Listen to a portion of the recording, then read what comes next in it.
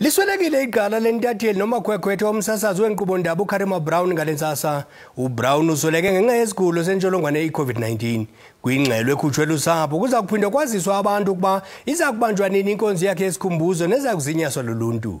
Kusenjalo, owayesakuba ngumhleli we-Cape Times nowayengugqaka Brown uRaylan Fisher uthi uza kukhunjulwa kakhulu ngegalelo lakhe kwezendaba.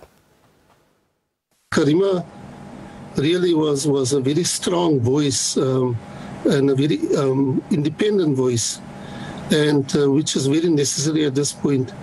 I'm still shocked at, we, over the past few weeks, we realized that she was in quite a bad state, and but we remained hopeful.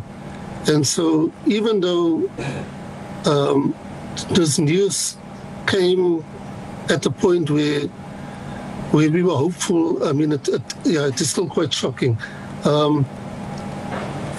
Karima was a special person. I mean, I've known her for close on 40 years, from the time when she was a young youth activist in Mitchell's Plain, and through her growing up years and becoming a journalist and working for Business Day, and eventually going to the New Age, and then eventually joining Independent, and then eventually kind of ending up in at ENC doing broadcast journalism.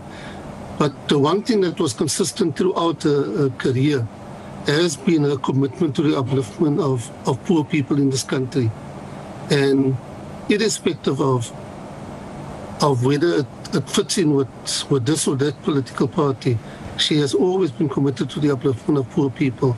Sometimes she would upset people in senior political positions, but that was never an issue for her.